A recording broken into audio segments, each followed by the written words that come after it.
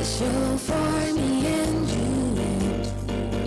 Mondays to Fridays, ooh, the Traffic Avenue.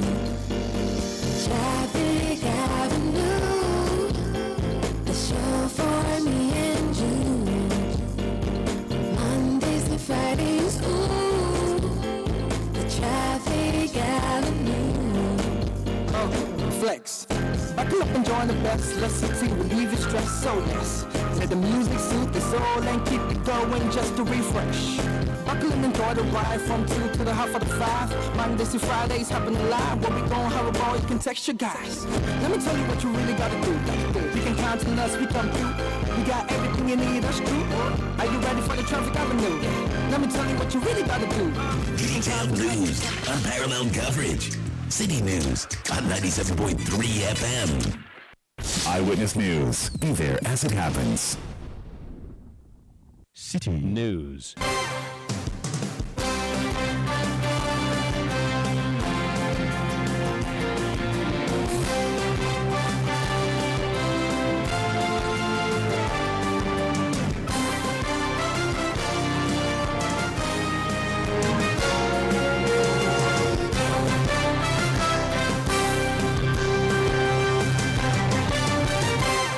It's 17:30 GMT. This is Eyewitness News on 97.3 Citi FM. I am Umaru Sanda Amadu. Tonight, I'm here with Akosia Oche. And coming up over the next 90 minutes. The gentleman in question who stabbed our friend has been arrested, appealing to the police that they must expedite action in ensuring that justice is duly served. Electoral Commission's transfer of voters result in the stabbing incident in Kasua. The MP's son is a victim. We'll be getting updates from the constituency. Also coming up at the Inter-Party Advisory Committee meeting, IPAC, the NDC is insisting that its agents will be at the EC offices to monitor and observe the transfer of votes. This is contrary to the position by the EC. We discussed the issue, and as I indicated, it's a no, no, no. We show a red card to the EC's unilateral decision to ask political parties to withdraw the agents. More on that shortly. And later on Eyewitness News, NDC MPs in Parliament take on government's 5G contract, describing it as illegal. Stay with 97.3 Citi FM for more on this and many other stories on Eyewitness News. And in business, African Development Bank Group revises Ghana's growth rate to 3.4 for 2024 and 4.3% for 2025. That's in 15 minutes from the Citi Business Desk. Eyewitness News is interactive. Join us on WhatsApp 0549 986 996. On Twitter, the hashtag is Citi Newsroom. You can also go to YouTube where we are streaming live for you, CityTube, that is. You can also go to Facebook. We have a live stream there for you. We are on citynewsroom.com. You can also watch what's happening there and listen to this particular broadcast. If you're going outside Accra and want to listen to us on a radio frequency, let me give you a list of them. In Upper West Region, we are on Bugli Radio 88.6 FM in Wa. In Upper East, we are on Word 88.3 FM in Zwarungu. In Northeast, in the Northern Region, we are on Dasuma 99.1 FM in Yendi. In Volta Region, we are on Holy 98.5 FM in Aflau.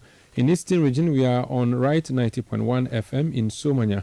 In Ashanti Region, we are on Orange 107.9 FM in Kumasi. In the Bono Region, we are on Greener 95.9 FM in Sunyani.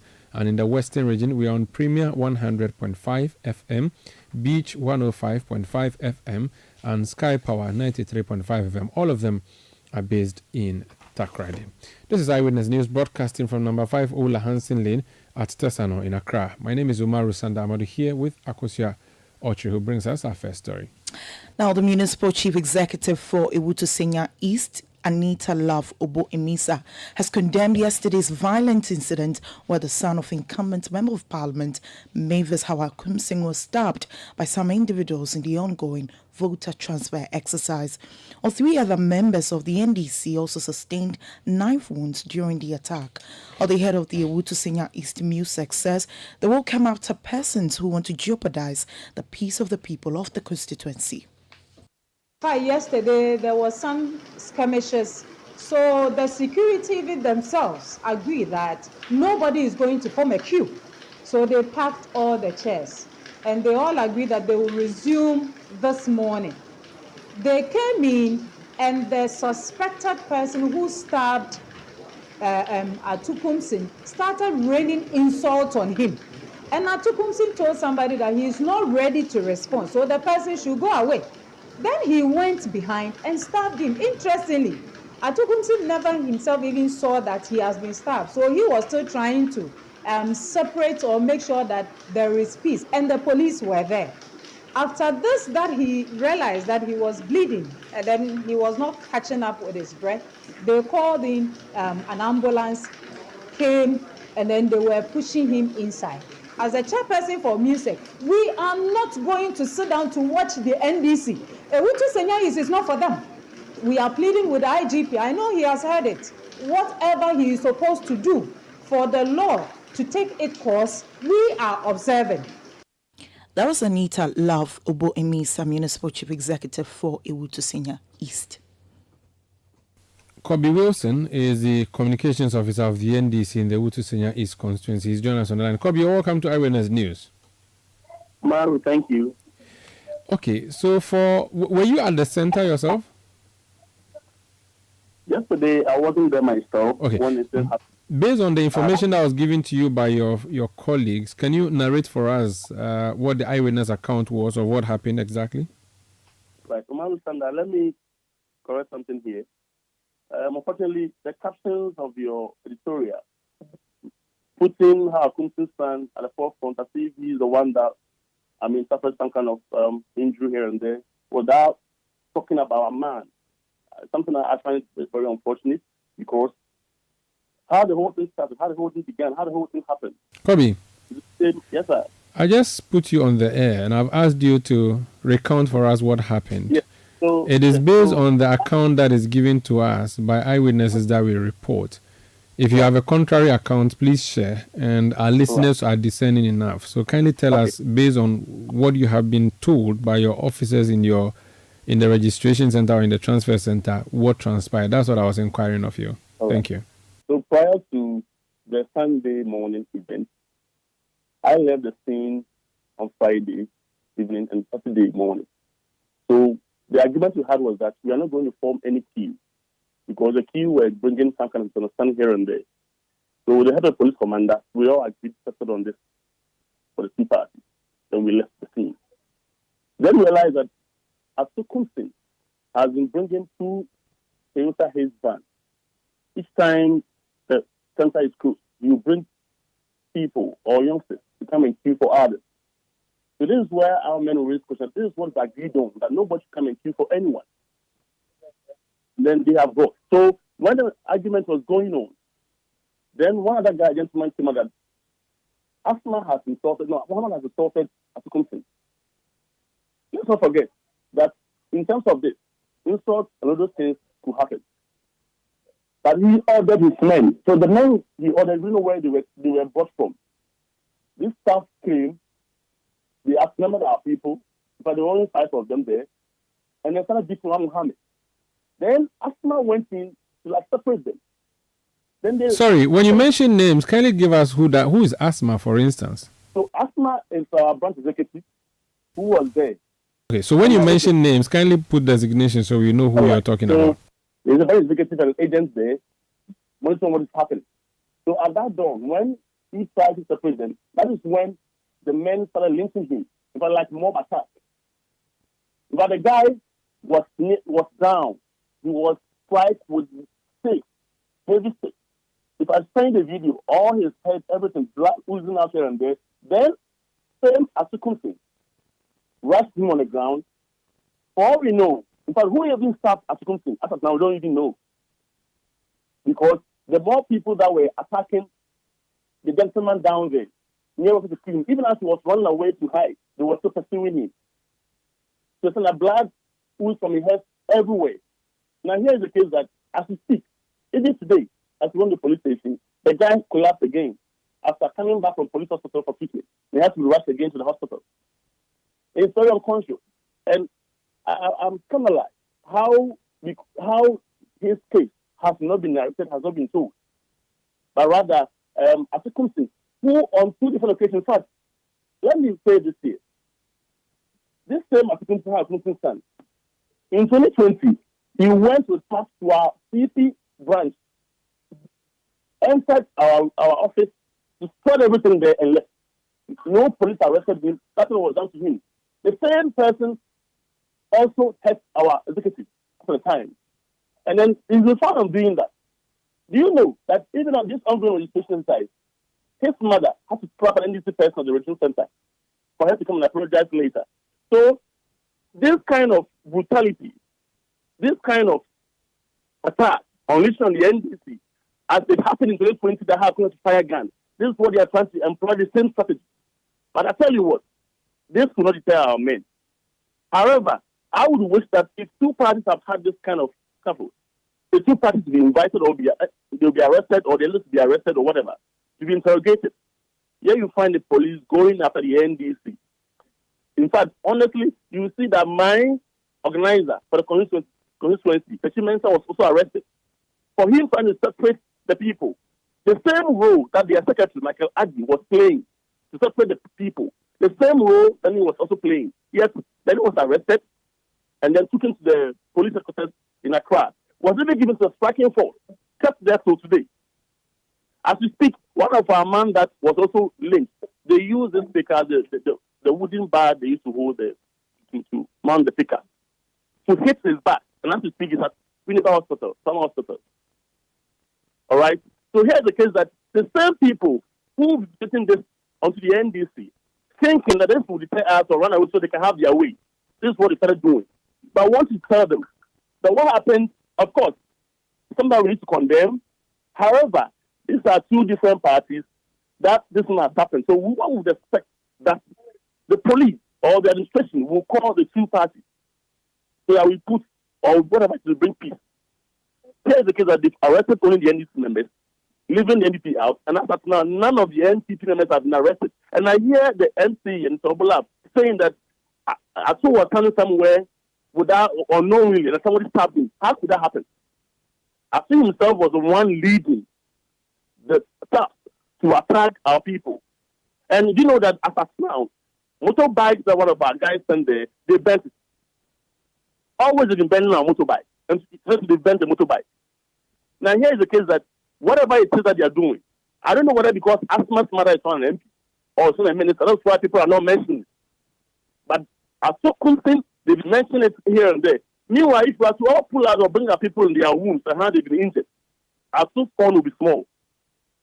Not to say that what happened to him is right. However, we sustain more injuries, attack our people, and do whatever it is to our people for them to run away from the center. Here's the case that he is calling for sympathy. Okay. When our men are lying down conscious. Very well. So let me just get this clear. Your asthma person, you are saying, is the one who was attacked and nearly lynched. Yes. He's injured. Not nearly. He was lynched. Okay. He's alive, right? Unconscious, though.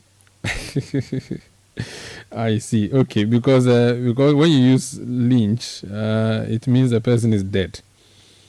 So almost lynched. We are just praying that you survive it. Yeah. Okay. So where is he? Is he in hospital or in the police station? As we speak, he's in the hospital. Okay, but when he was nearly lynched, who saved him? The police or your party members? It took their secretary, Michael Addy, and one executive member who were begging, pleading. In fact, they didn't have to pretend like they are part of the mob. The men who were unleashing the attack. They have to pretend as if they were one of them. And before they could plead. And this secretary is MPP or NDC?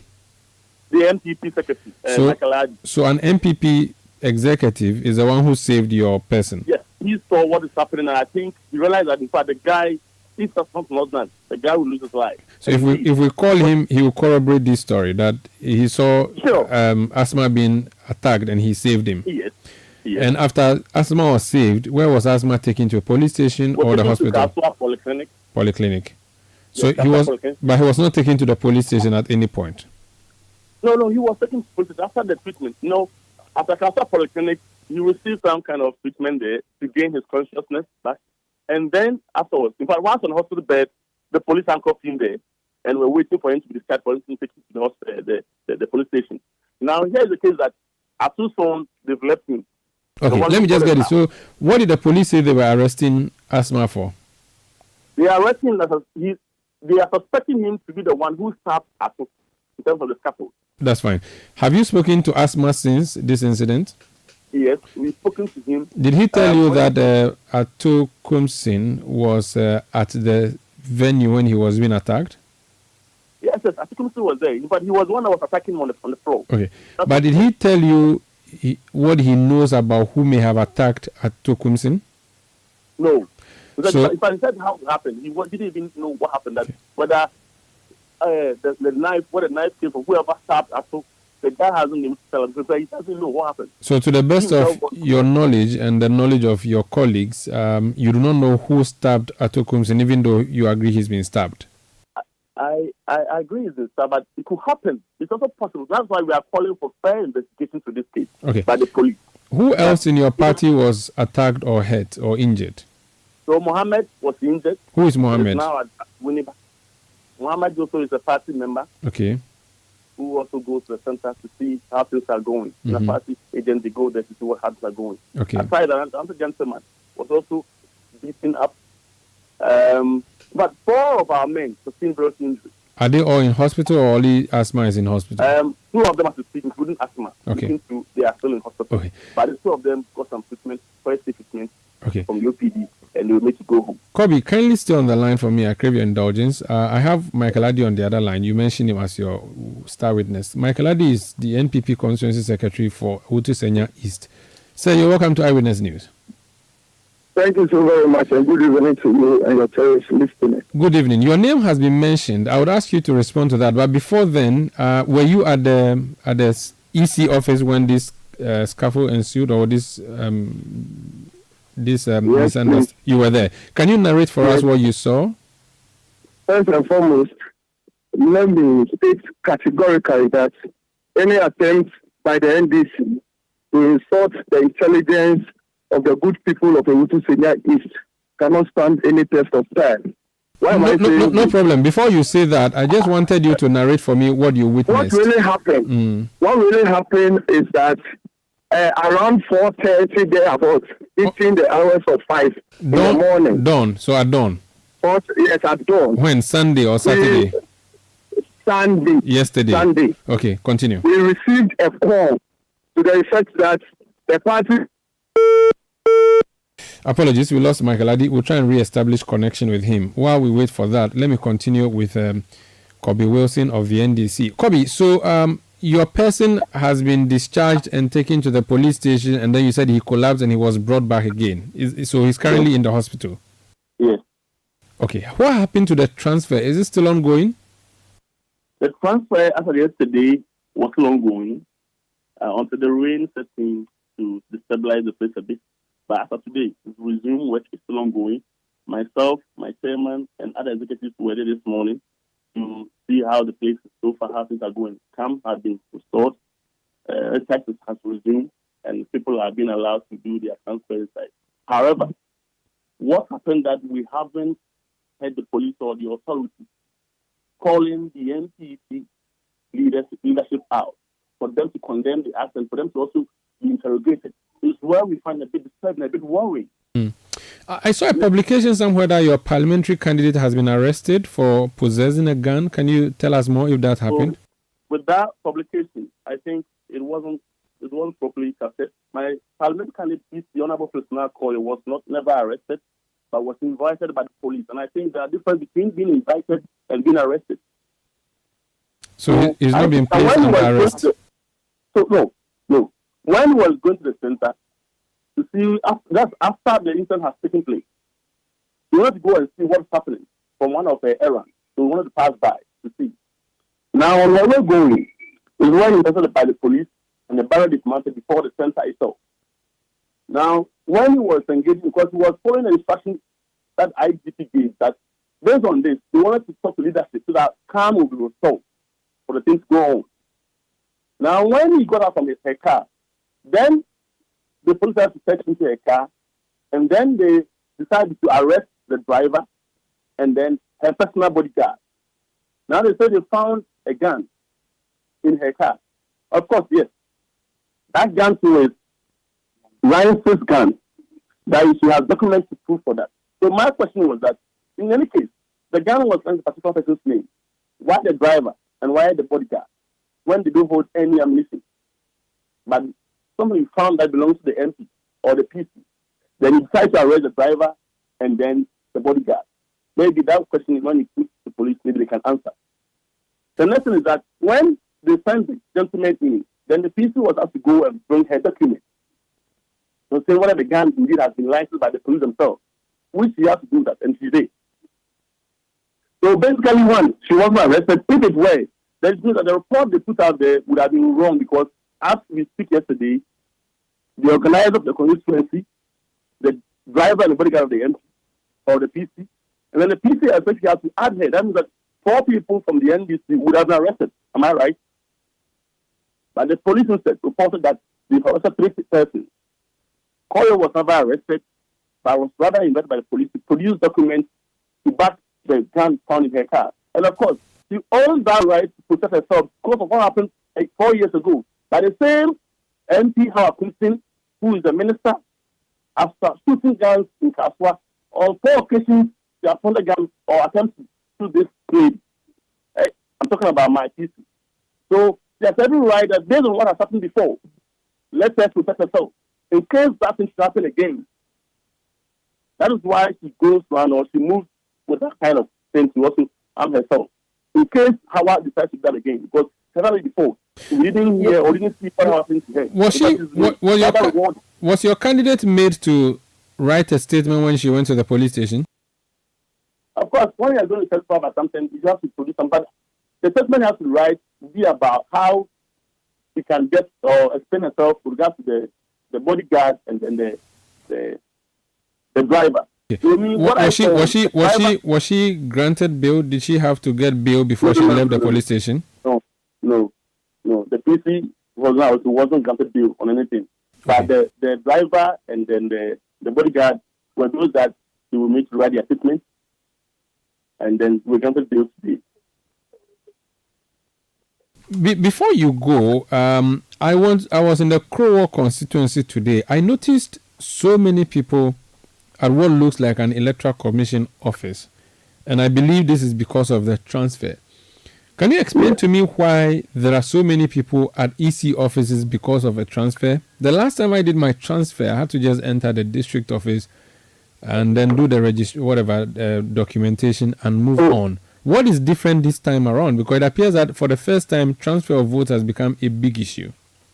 So, Omar, election is a process. And based on the EC's conduct of late that he's been pulling out figures that are not accurate here and there, parties have to be vigilant to observe what is happening. However, if say people were there many, are you referring to those that have come to transfer their votes or party agents that are there?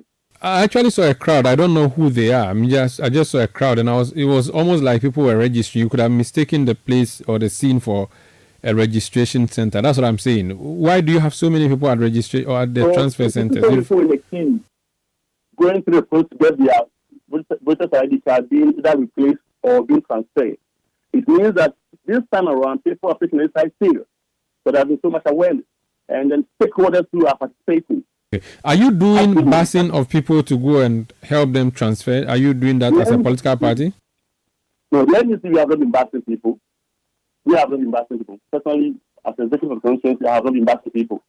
But what we know is that, for example, maybe one has to bring the elderly person. No, these are elderly people who might have relocated or who might have asked of transfer or might have settled somewhere from their previous settlement. And I know the case that maybe they want to even go, they don't even know that. So they may need our assistance. So we can assist them. Sometimes, maybe when I'm going in my car, I can meet people. They can join me in my car.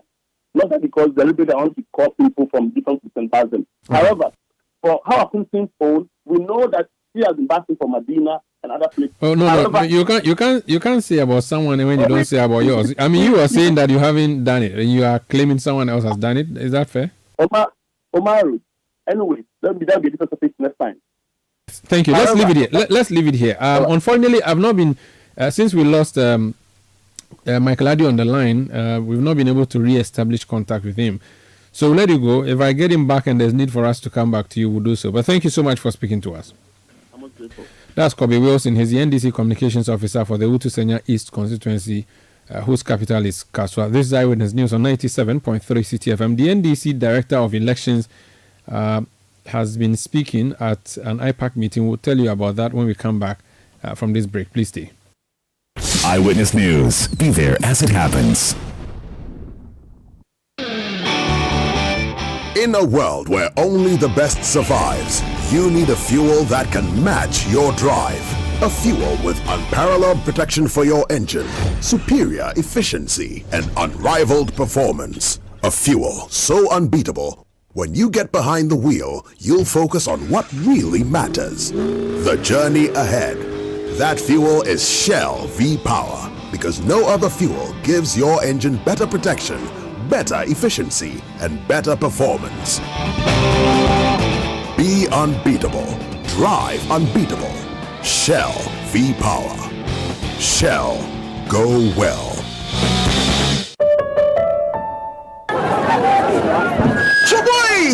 We have a new leader in town. Obiarenti. Amafo. Me don't want to see the brain. We need some baby. Maybe more charcoal for whiter teeth. More charcoal. Not only that, maybe more lemon. More lemon. Zinc for fresher breath. More zinc. And fluoride for stronger teeth. Introducing the new President Charcoal Pack with more power with a combination of charcoal and lemon for naturally whiter teeth. Grab yours now. This advert is FDA approved. Let your voice be heard on Eyewitness News on Facebook at facebook.com/Citi97.3, Twitter at twitter.com/Citi973, and Instagram at instagram.com/Citi973 with the hashtag Eyewitness News. You're welcome back. The National Democratic Congress NDC has reiterated its decision not to withdraw its agents from monitoring the ongoing vote transfer exercise. Well, this announcement came after hours of an emergency inter-party advisory committee IPAC meeting prompted by the Electoral Commission's decision to exclude political party agents from the electoral exercise.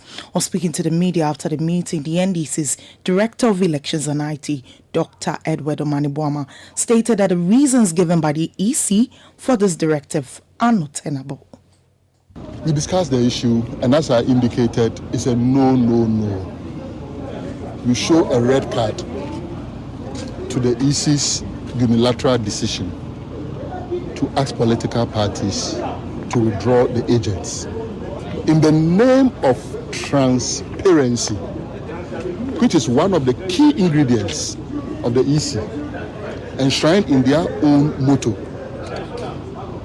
why will anyone want to ask political agents, party agents to withdraw? So we asked why. And then the EC cited altercations at the centers. Then I asked a question. Are you distinguishing between causality and causal association? Are you saying it is the political party agent, NDC, one agent, MPP, one agent? If the other parties also have their agents there, 111, are you saying they are the people who are causing the altercations? If you are not saying so, why do you base your decision on the fact that because there are disturbances there, political parties must withdraw their agents? They could not deal with the distinction between causality and causal association. Fortunately, they said we should give them time. They will go and deliberate on it and get back to the political parties. I then insisted that because this is urgent, in the interest of transparency, they should prioritize this discussion and let us have the decision. They agreed. But as it is, the NDC, as our General Secretary has put out, we will not withdraw our agents from the transfer centers. Look, we have an authority, specific constituencies, and specific number of votes that the MPP wants to transfer to those constituencies. We got that document less than 15 minutes when the EC statement about political parties should withdraw their agents also started circulating. Doc, where's the source of that document? You may want to ask, where did I get my information about the stolen biometric equipment at the headquarters of the EC from? I will not disclose the source, but I'm the very person who got the information about the stolen biometric equipment at the headquarters of the EC under CCTV surveillance. How authentic is this source? I'm saying I'm the very person, and I trust the source because the source proved to be credible when the source provided the information about the stolen biometric equipment. So the point we are making is that gerrymandering is something that unscrupulous political parties pursue during transfer of votes. We do not want any political party to engage in gerrymandering. All political parties must be interested in free, fair, and transparent elections. Therefore, agents of political parties must be present during this transfer exercise. If you are not careful, you will be deceived to believe that during exhibition of the register, you can object to illegal transfers. Read the law carefully. The law does not permit that challenge when it comes to exhibition. But Doc, does the law permit it during the transfer of votes? The law does not permit it, but when you know that this is what it is, you can prevent it. You can aid the returning officer. Let's face it, for a whole constituency, the transfer is being done at the EC's district office. Even if the returning officer is an area guy or an area lady who knows a lot of people, he or she is not likely to know everybody from every polling station. You understand? So ideally, you should be interested that, there are people there who can help you. Bear in mind that we have a very informal sector in this country. You understand? So we are interested in prevention. The question I ask is, why is the MPP every step of the way against transparency and in favor of opacity? What is it that they are up to? What is it that they are hiding? And what is it that the EC, per this decision, either deliberately or inadvertently, aiding the MPP to achieve? So, the EC, we've asked them to prioritize their further deliberation and get back to us. As it stands now, the NDC is very clear. We are clear in our mind by the statement from our General Secretary that our agents should continue to observe. Then we move to an issue which I bothered on transfer of votes on the various campuses. We all support the idea of a transfer of votes on the various campuses because definitely there are some people who registered, let's say, in 2023 and they registered elsewhere, either in Tamale, in Kumasi, in Ho, in Koforidua, wherever the person was. The person may wish to transfer to campus so that the person can vote on December 7. A responsible political party that believes in the right of people to vote must support it. We all, I support that. The only challenge here, which the EC perhaps should have resolved by not bringing the transfer exercise immediately after the voter registration exercise, is that the voter registration exercise that took place, the EC is in the process of compiling a provisional register. So how do you know that this person or that a person who registered in 2024, and the person doesn't have to be a student, it can be anyone in any profession, a doctor, a nurse, a teacher, a farmer, a banker, who registered in 2024 is truly qualified even to have registered. So that one, fortunately, the EC is clear about that, and the EC said yes, those who registered in 2024 are not going to be allowed to transfer their votes. Now, considering the transfers on the campuses, we got to another stage. What is it that is informing this decision to take the transfer to the campuses? And the EC said they were receiving complaints from their officers that there were a lot of people coming from the campuses. So we asked for the data. Data must speak for itself. Policy interventions must be evidence-based. The EC says we don't have the data. Permit my saying, this level of incompetence, this level of unpreparedness is unbecoming of the Electoral Commission. So we said, look, in principle, we all agree to transfer by our students. Furnish us with the data that supports what you are saying, and then we can deliberate and take a firm position on that. That was the voice of Dr. Edward Omanibuama. He's Director of Elections and IT for the largest opposition party, the National Democratic Congress. Eyewitness News. Be there as it happens. You know, your Papa see that? And it's rickety car. Hey, Papa! Papa! Oh, Bobo, so how your engine now? it is half man, half amazing. Thanks to Cause and you. Can't feel better energy.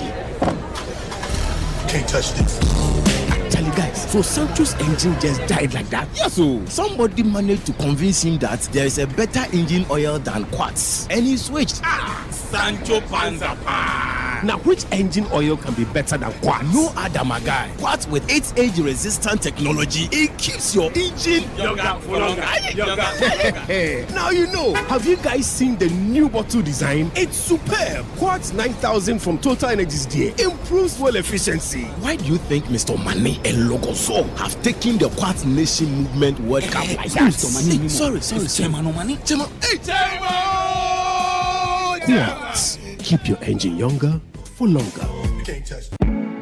Are you a contractor, builder, or a proud homeowner with an eye for quality and security? Well, look no further than Yale. Yale is a trusted name in security for over 180 years. When it comes to securing your home or business, trust Yale. We make security simple, and we're right here in the heart of Accra, Ghana. Visit our stunning showroom on 11th Lane Street, Inosu, Accra, and discover a world of premium Yale products, including door hardware, handles, and door locks that will elevate the security and style of your space. Whether you're building from scratch or renovating, Yale has the perfect solution for you. Our products are known for their durability, innovation, and most importantly, your peace of mind. Visit us today and experience the Yale difference. Your security, our priority. Yale, locking in your peace of mind.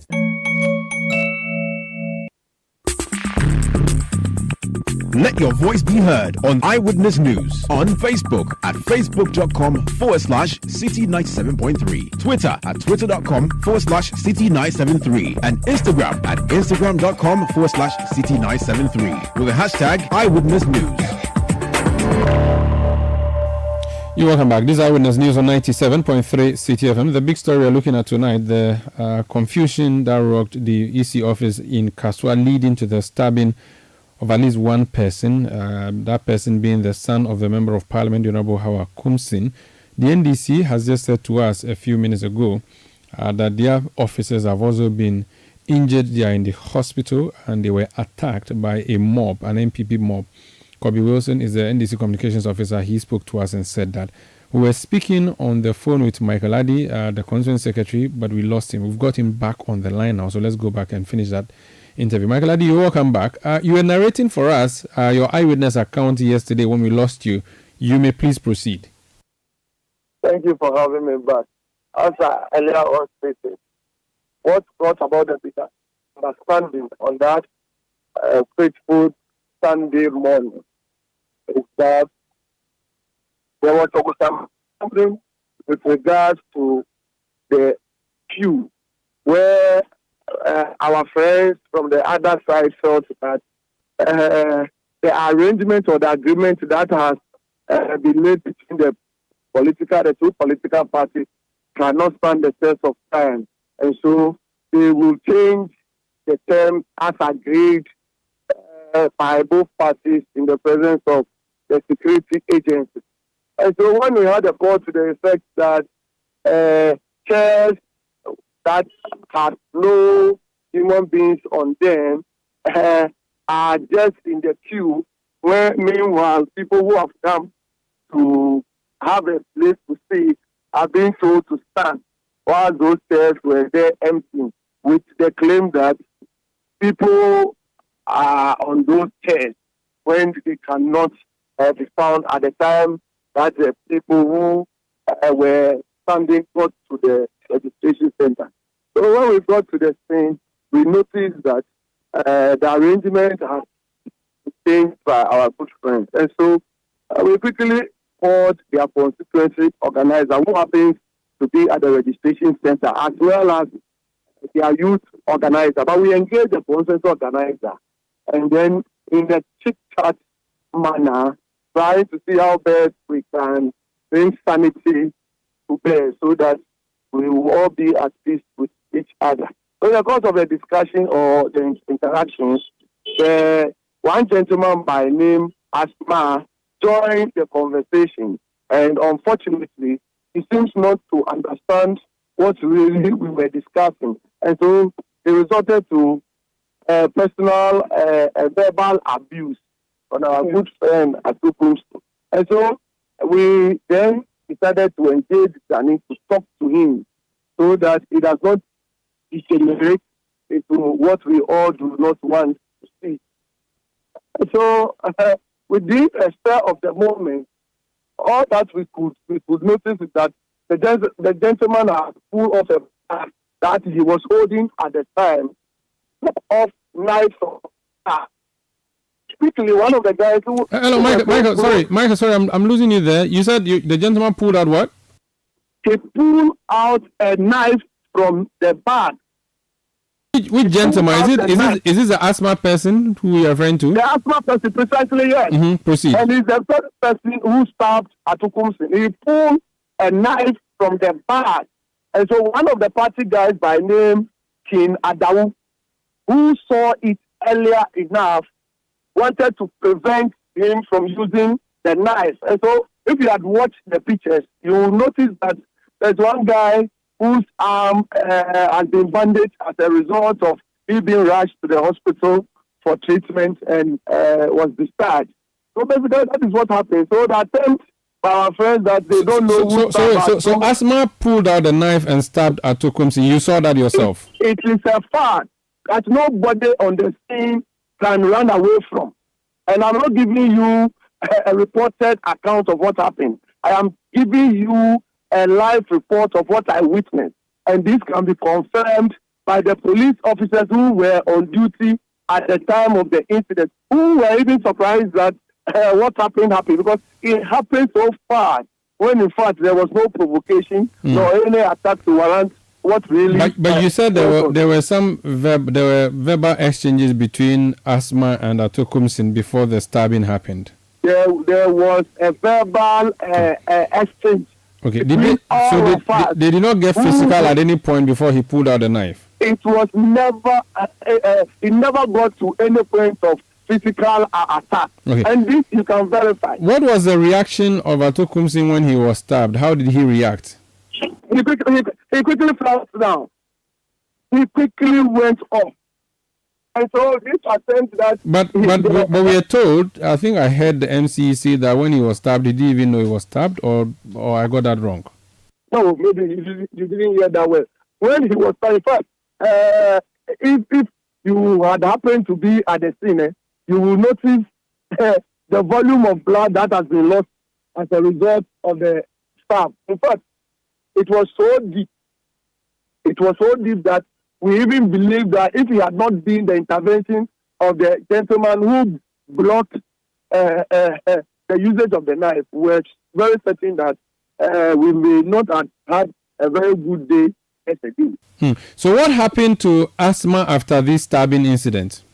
So what really happened is that after he stabbed Atu, he took to his field and ran to the bush, which made our guys to also run after him to the point that they got him and then handed him over to the police at the scene. He was not beaten, was he? What I can say is that once the guys got him, they applied for minimum force on him, and for that I am certain that is what really happened. Okay, so when you say minimum force, the NDC said he was beaten to pulp. In fact, he said he was nearly lynched, and that you were the one who saved him. Can you confirm that? How can a lynched person be alive? No, nearly lynched. That has been corrected, but you get a point. He's saying that the guy was nearly lynched, and you were the one who saved him. It is also a falsehood that the guy was nearly lynched. In fact, what really happened is this: when he stabbed Atukunsin and took to his heels, the boys who were at the scene also ran after him, and so he got to a place that he had to jump a wall to enter into a hostel. And so when the boys got there, the facility owner said that there is no such person who has entered their premises. And so the people just went inside, did all the food, and eventually got him from one of the hostels rooms. And then they resorted to beating him in anger. So I quickly asked them to stop. So my intervention basically is to halt the beatings that they had planned to give him. So that's so you saved him. I prevented the beating. All right, and you took him away. In fact, when we got him, we hinted the police people to the effect that we had gotten him, and so looking at how intense the situation was and the anger from our guys, we pleaded that they should give us one person to come and even take him over from the facility. Okay. But they also declined on the account that they were only 4 on duty at the time, and then their worry is that leaving the scene to go after him may not be the best.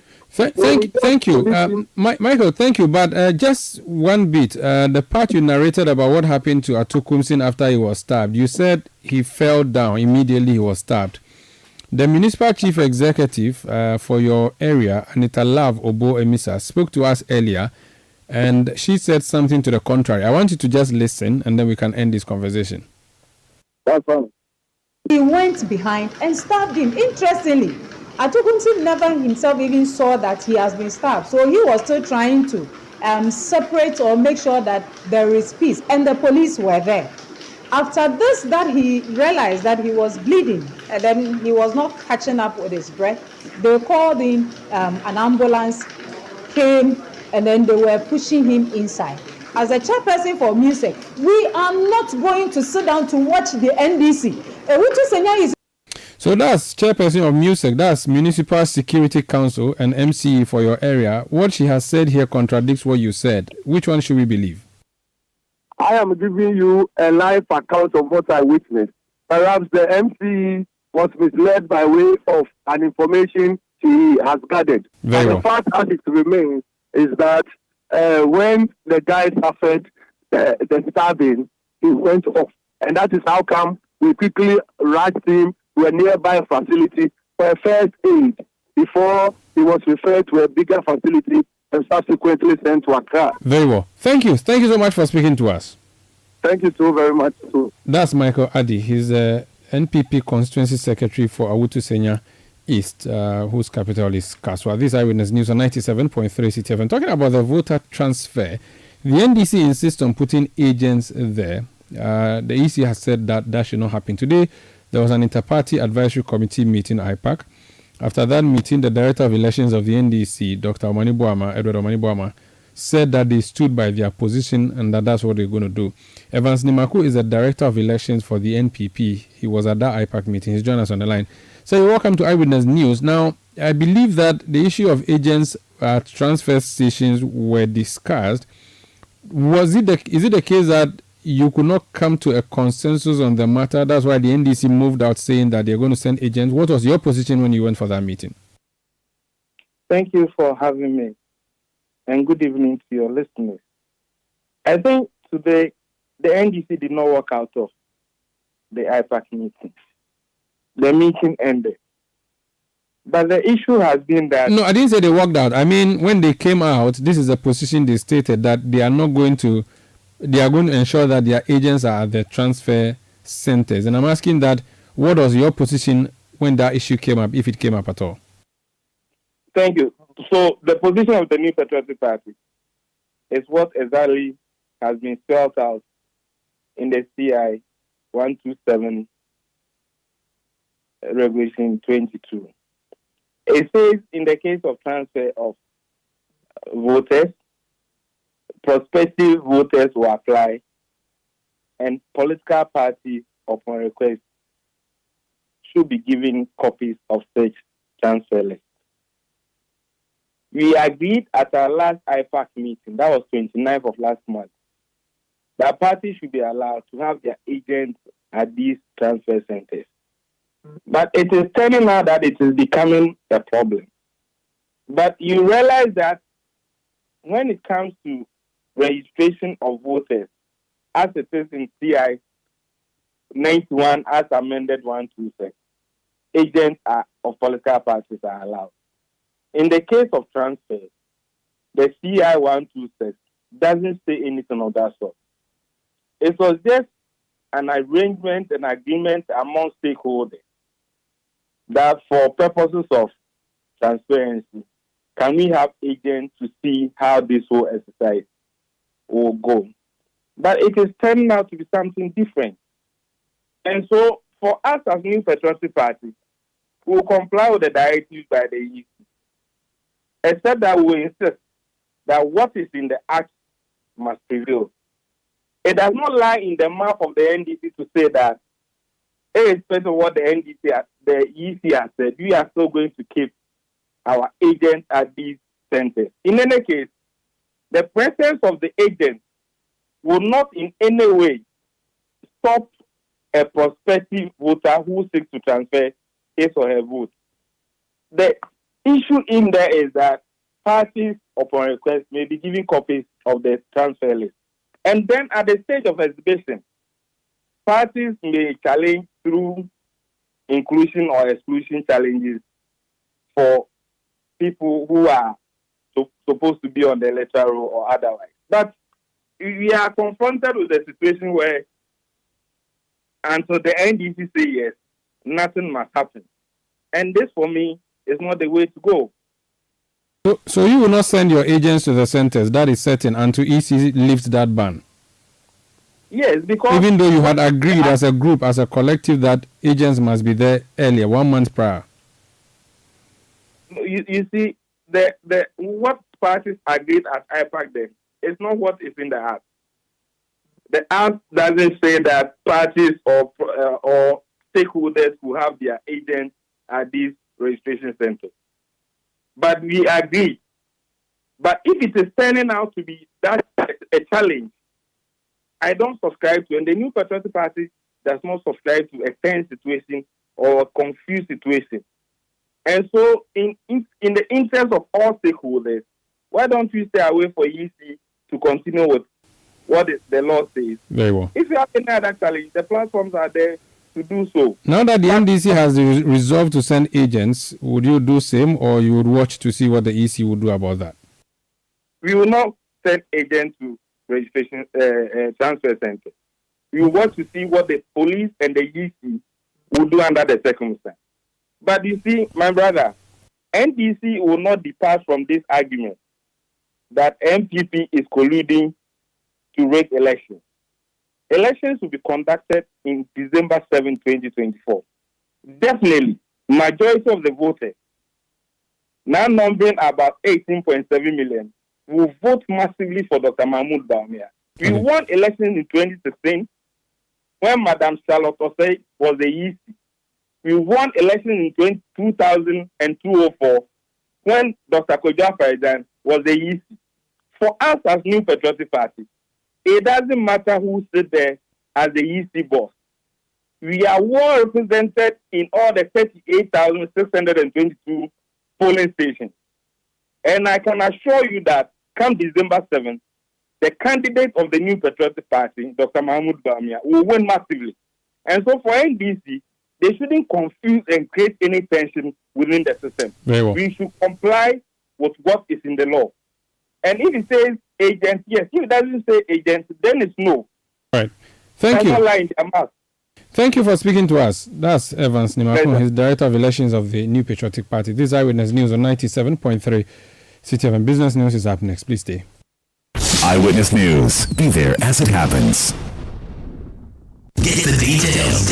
Every significant financial transaction, every market movement, and all the policies that affect your business. Citi Business News. Be informed. It's time for Citi Business News and Eyewitness News, brought to you by GCB Bank PLC. My name is Akosia Otre. Let's settle for details now. The African Development Bank Group has upgraded Ghana's growth forecast, projecting a robust 3.4% for 2024 and an even more promising 4.3% for 2025, surpassing earlier predictions of 2.8% for the current year. Here's more on the following desk report. This revision reflects a stronger than expected economic resilience driven by a blend of factors, including service and industry growth, alongside increased investment and private consumption. However, amidst this positive outlook, challenges loom. The aftermath of the COVID-19 pandemic and global geopolitical tensions, exemplified by Russia's action in Ukraine, cast shadows on Ghana's economic prospects. To catalyze structural transformation, the African Development Bank advises Ghana to address infrastructural challenges, expedite agro-industrialization, and strategically invest in value-added ventures. These measures can enhance competitiveness and propel Ghana's economic advancement. That was a news desk report by Emmanuel Opon. Now, industry players have asserted that it is not prudent for the government to hike utility tariffs as Ghanaians are already burdened by the impact of the cedi depreciation and high inflation. Or the Public Utilities Regulatory Commission PURC on May 31 announced that effective July 1 to September 30, there will be a 3.45% increase in electricity tariffs for Lifeline consumers. That represents a 5.84% increase for all other residential consumers who are not part of the Lifeline category bracket, as well as the non-residential category. Or the executive chairman of the Food and Beverages Association of Ghana, John Awuni, tells Citi Business News that the new rate adjustments will worsen the current economic condition. They shouldn't have done it at this point in time, considering the rate of depreciation, and the government should have found a way of absorbing it rather than considering that prices are just going up. Right? We have in the price stabilization levy, and that could have been used to stabilize rather than just to everything is passed to the consumer. Because every day your income is depreciated against the foreign currency. So if your salary could get you $100, now it cannot get you $100. The government have to be sensitive and then know that some of these things they must find a way rather than just allowing the agencies and then just passing everything to the consumer. It's unfortunate because the electricity tariffs are already high. Generally, the economy is controlled largely by the food and beverage sector. And you realize that the food inflation is going up. Prices of foodstuff are already going up. So if you come up with such an increase again, definitely you are driving prices. So if you come up with such an increase again, definitely you are driving prices beyond the roof. And Food and Beverages Association of Ghana's Executive Chairman John Awuni. Now, technology analyst and digital lead at Pop Out, Maximus Ametogo, is advocating for internet access to be treated as a public utility. Mr. Ametogo explains that internet access shouldn't be a luxury as it is essential to communicate and function in this digital age. Speaking on day one of the on-air series of the 2024 Citi Business Business Festival, Maximus Ametogo highlighted the need for government to ensure affordability by providing a reasonable subsidy for those in need. The government needs to classify internet as a utility service, so it becomes an essential service. So now we have the telco suffering from fiber cuts.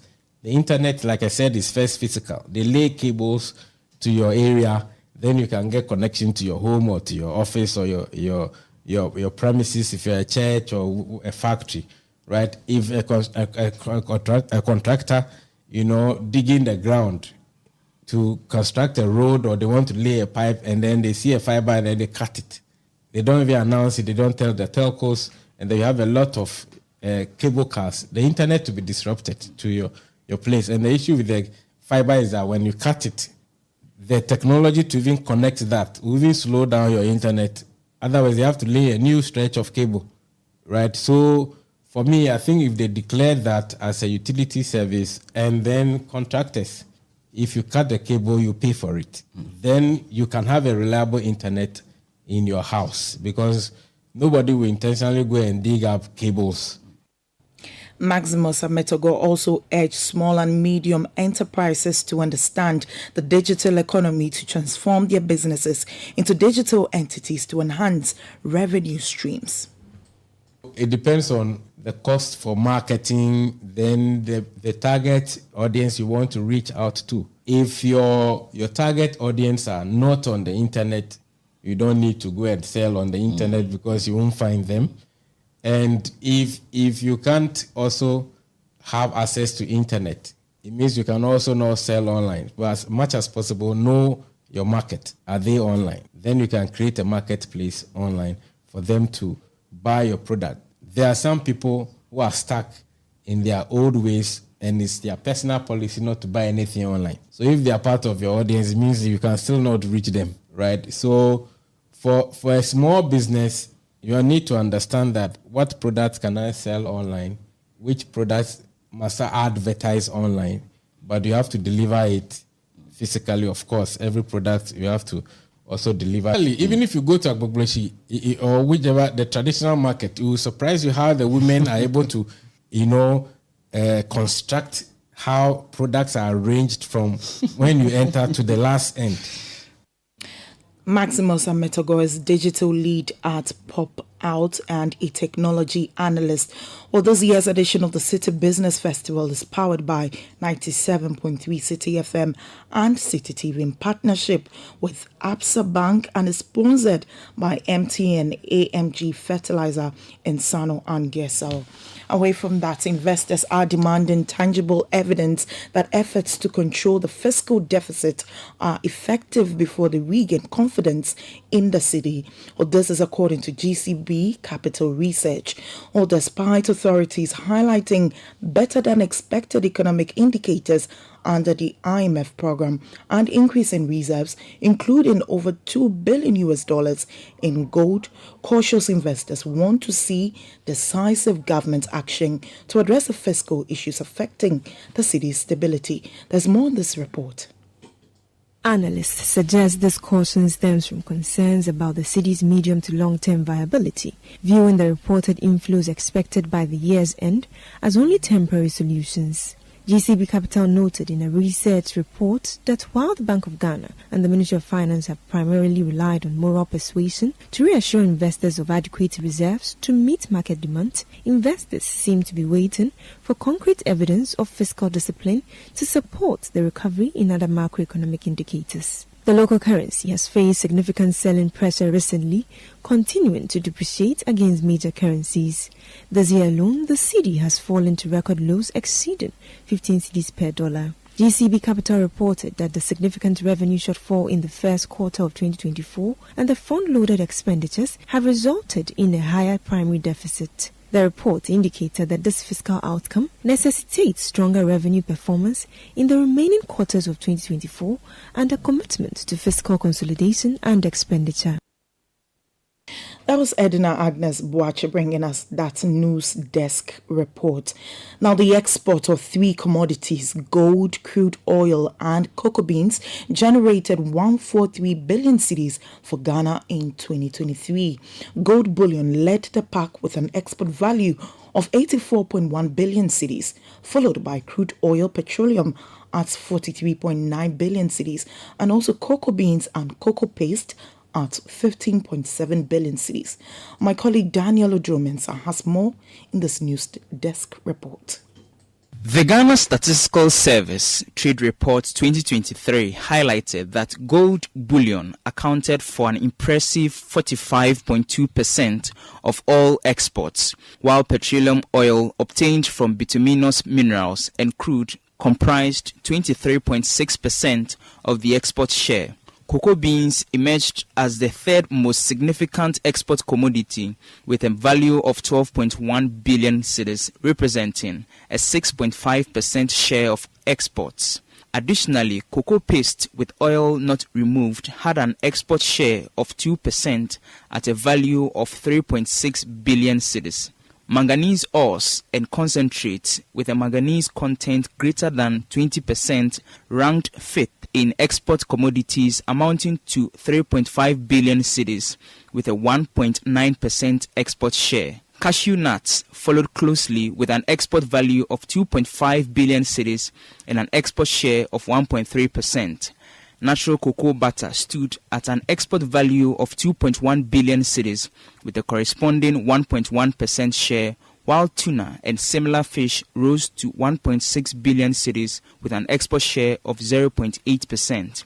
Iron, steel, and shale oil secured the 9th and 10th positions with export values of 1.3 billion cedis and 1.2 billion cedis, respectively. News desk reports filed by my colleague Daniel Odro-Mensah. Well, that's how we wrap up City Business News on Eyewitness News. My name is Akosia Ochre. Do stay with us. Up next is Point Blank. Let your voice be heard on Eyewitness News on Facebook at facebook.com/City97.3, Twitter at twitter.com/City973, and Instagram at instagram.com/City973 with the hashtag Eyewitness News. You know, Papa, see that? And it's rickety car. Hey, Papa! Bobo, so how's your engine now? It is half man, half amazing. Thanks to Cause and you can feel better energy. Can't touch this. Tell you guys, so Sancho's engine just died like that? Yes, so somebody managed to convince him that there is a better engine oil than Quartz, and he switched. Sancho Panzapa. Now, which engine oil can be better than Quartz? No other, my guy. Quartz with its age-resistant technology, it keeps your engine younger for longer. Now you know. Have you guys seen the new bottle design? It's superb. Quartz 9000 from Total Energies there improves fuel efficiency. Why do you think Mr. Mane and Logoso have taken the Quartz Nation movement World Cup like that? Sorry. Chairman. Quartz. Keep your engine younger for longer. Are you feeling tired after a hard day's work? Have you lost your appetite even for your favorite dish? Viral Blood Tonic is a nutritionally balanced, pleasant-tasting tonic fortified with iron and vitamins to boost your appetite and energy levels for high performance. Viral Blood Tonic, easy to take and good for the whole family. Viral from Danex Iting Starwin PLC. If symptoms persist after 48 hours, consult a physician. This advert is FDA approved. Eyewitness News. Be there as it happens.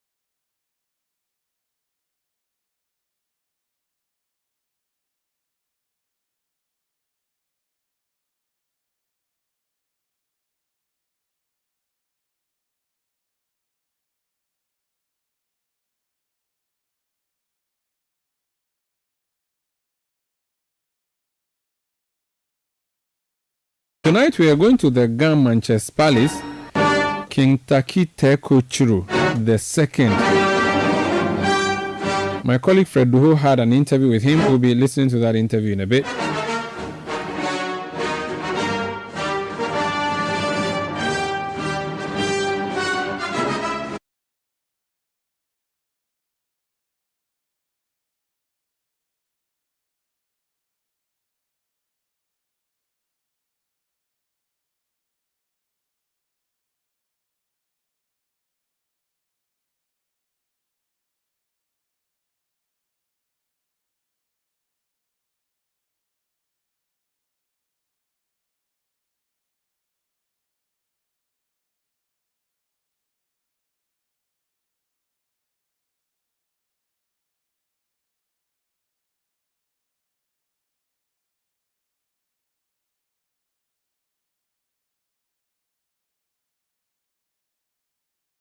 By the government, the party's MPs in Parliament, NDC MPs, issued a statement. I read portions of that for you. The statement is signed by the minority leader, and it says that the minority caucus in Parliament has noted with grave concern the decision by the Akufo-Addo government to give away Ghana's 5G spectrum to a shadowy entity, Next Gen Infraco Company Limited, for the next 10 to 15 years. Under this deal, Next Gen Infraco Limited has been given the exclusive right to build, own and operate the entire 5G infrastructure network across the country for the use of all mobile network operators, internet service providers and other interested parties. It is instructive to note that executive approval was granted by President Akufo-Addo for this sweetheart deal on 22nd August 2023, barely 1 week after the company's incorporation on 16th August 2023. This was done through a non-transparent arrangement without any competitive process whatsoever. After a preliminary study of the process leading to this opaque transaction, the minority caucus takes the view that the Next-Gen Infraco 5G deal is inimical to the national interest for the following reasons. 1. Lack of value for money. Conservative analysis shows that the state could have generated up to $400 million to $500 million upfront if the government had opted for a more competitive process. This revenue could have been channeled into critical development projects in this time of economic bankruptcy and excruciating hardships. Sadly, the corrupt Akufo-Addo government is giving away this important asset for a paltry $125 million payable in yearly installments on a work and pay basis over the next 10 years. Number 2, unfair monopoly and exclusivity. This opaque work and pay 5G agreement will ensure that 1. Next-Gen Infraco would be the only company to offer wholesale 5G mobile data and voice services in the country for a period of 10 years. All existing mobile network operators, that is MTN, AT, Telecel, and internet service providers, ISPs, in the country cannot offer data and voice services to their numerous customers nationwide without passing through Next-Gen Infraco. The statement continues to say that Next-Gen Infraco would control substantial 62.5% of every data or voice bundle package every mobile user buys, with only 7.5% going to government and 30% for mobile network operators and internet service providers. We hold a view that the monopoly and exclusive rights granted Next-Gen Infraco Company under this opaque deal is unfair to other industry players and is unacceptable. It talks about absence of parliamentary approval and also goes ahead to condemn the particular deal. So that's a minority position on the 5G network, the spectrum. We can now go to the Gamanches Palace. The Gamanche King Taki Tekochuru II has stated that as both a Christian and a traditionalist, he finds the LGBTQI plus activities an affront despite his love for everyone under his authority. He spoke in an exclusive interview with Citi News' Fred Duho and suggested that Westerners should promote polygamy instead of same-sex relationships. Let's listen to that interview in full. Everything about being Gamanche is a very serious thing because you are talking about the destiny of a people, a destiny of a state, the rights of children, in Accra. You're talking about the rights of the next generation. and it's not the education of this generation. The actual fact of changing the narrative. Because I believe that in this dispensation, we have to go out of our way to make our presence known in the capital. It must never happen that the Ghana state would be receded back to the background again.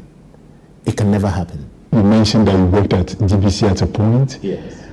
What were you doing? What or who were you actually in the past before becoming a king? Let's touch briefly on that. Okay, so I worked at GBC at the Audience Research Department. My boss was Victor Lutrot, and he was a very stern man because the Audience Research Department is the most important department in every media house.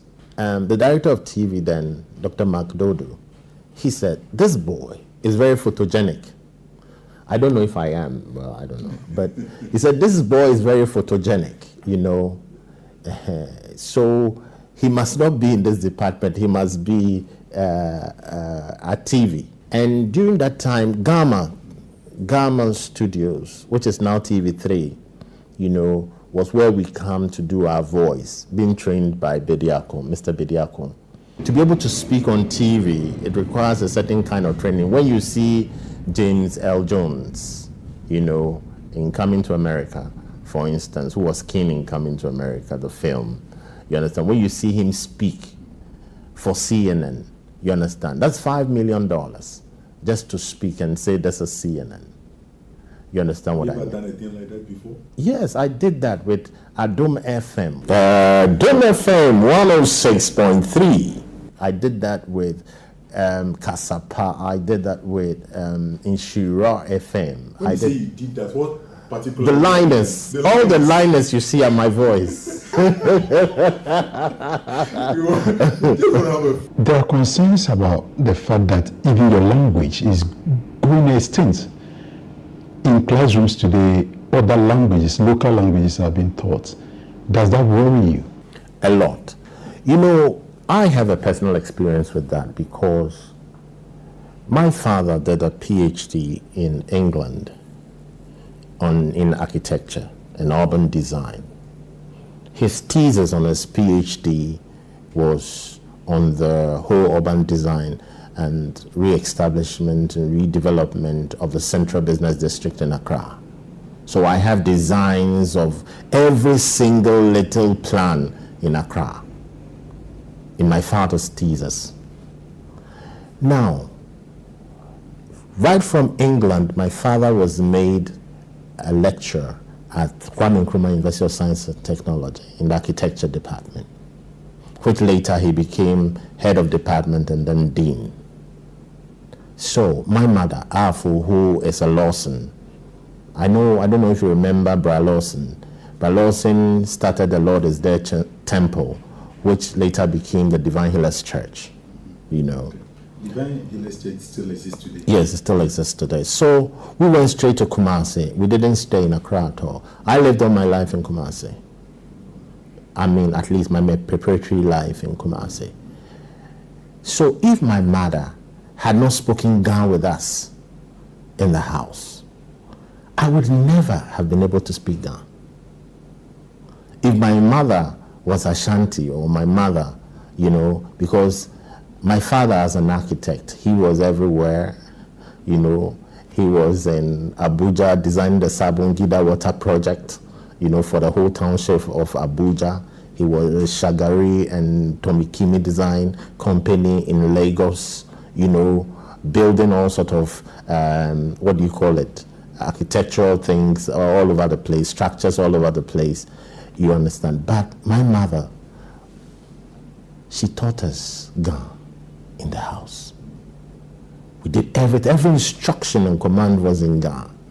Nitaki, small no fio, chakimo, cafe nakai. You know, so I would never have been able to know any Ga, and that is why it's of great worry to me that because of the invasion of other languages and other traditions in Accra, of our culture, language, and tradition. You understand? We are suffering, you know, and Accra is being made to look too cosmopolitan than it's supposed to be. But well, of course, it's a city now. It's a capital. So there are a lot of things that we must find and do. Recently, I had to insist and tell the educational minister that Ghana teachers that had been taught to teach Ghana must be kept within the jurisdiction. Because sometimes when they are transferred out of Accra, then what is the use and the essence of they being taught Ghana or they doing Ghana as a subject? You understand what I mean? So that as graduate teachers to be able to teach Ghana, we need to enforce the bylaw. The bylaw or the law of GES by criteria says that every single traditional location or locality or community must be taught their mother tongue. You understand what I mean? That is why it's so important that the Greater Accra region is changed to the Gadangbe region. Then we can fully be backed by law and supported by the law so that we can speak Ghana, we can teach Ghana in every classroom in the Gadangbe region. Your Royal Majesty, I believe we can now go a little bit to the campaign I've seen in town. I've seen a number of huge billboards at vantage points, talk of 37, Nima, and other places, championing the cause for peace and unity ahead of the December 2024 elections. How is that campaign going? One thing that we as Ghanaians must know is that we are blessed. We are blessed as a people because there is no place like Ghana. And there are no people like Ghanaians. We are peaceful people. We love people. We love. We have love as a trait. And it makes us peaceful. There are so many times that situations after and before elections and all that could have turned into a war somewhere else. But we have kept our peace with each other. The fact that it's about the only country where you have Christians and Muslims live together, where you have a Muslim leader go to a church, where you have a Christian leader go to a mosque, where we can put aside our beliefs, religion, and still live in cohesion, makes us a peculiar people as Ghanaians. We must ensure that the 2024 election is peaceful. And we cannot make it peaceful until we ensure and ask ourselves, what is democracy? Because you cannot sit down and say that you are democratic when your love and patriotism for your nation becomes on petty squabbles. I believe that there must be a whole holistic approach to this year's election. The clergy must be committed. The clergy must be most committed. The Muslim clerics, the chief imam, and all the Muslim groups that we have in Ghana. This is not politics. This is not a one-man show. This is something that the National House of Chiefs must be committed to. The Regional House of Chiefs must be, the Traditional Peace Council. We have to be committed to this peace. And I have started, I say, peace and unity ahead of 2024 elections. Because we cannot have havoc. Because of course I don't want to be displaced. And this is where it's going to happen, if there's anything at all. You understand what I mean? Of course, it will not happen in the north. It is here, the capital. So I have to start early to make sure that I create that awareness, to make sure that my voice reaches high, that I bring to the attention of the National House of Chiefs that they have a commitment to this year's election in ensuring peace and unity of the state. Me, yatahi na ya social media neno ni aya ni aje unupai aje mancheme ni biane o fake lalo akesi 63 of the act. That's what I'm saying. It must be reinforced. 63 of the act of the Chieftaincy Act is the only part of the act that gives a chief or traditional ruler his authority. Absolutely. Apart from everything traditional that makes a chief what he is and the authority he has, this reinforces his authority. So I believe that those trying to challenge it at the Supreme Court should back off, because it is our strength. The day the chieftaincy institution dies is the day we have lost everything as a people, because our custom and tradition is what is holding us now. Our custom and tradition is what is taught us now to be peaceful. What do you think the Electoral Commission should do or focus on doing, and that would ensure this peace we all talk about? I think that there must be adequate communication, there must be adequate coercion, there must be meetings, people must understand, there must be reason for everything that is done. You understand what I mean? Unless it's frivolous, then of course the courts are there to correct it. You understand what I mean? But people should not take the law into their hands. That's number one. But number two, the regulator, the Electoral Commission, must ensure that people have adequate information, and with whatever they want to do, new or old, they must make sure. If people must be registered, register wide. If there is a need to extend the time for this registration, give them the time. You understand what I mean? I think that some of it must be looked at in terms of its timelines, its short-term, mid-term, long-term goals. And the Electoral Commission must have a tunnel vision, and that vision must be able to keep the peace at the end of the day. And in ensuring the peace, the right thing must be done. The moment the right thing is not done, what do you think will happen? Parties will be agitated. Yes. And then it's a recipe for chaos. I wouldn't say disaster. One of Ghana's major issues has to do with galamsey, and the number of your colleagues, when I say your colleagues, other chiefs, are quote unquote compromised or complicit in this. Does this really worry you?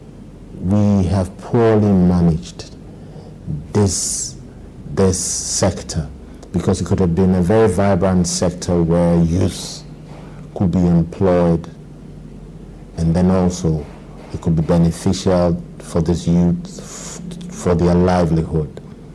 You understand? And people could even learn and be taught and even attain degrees, and diplomas on its management.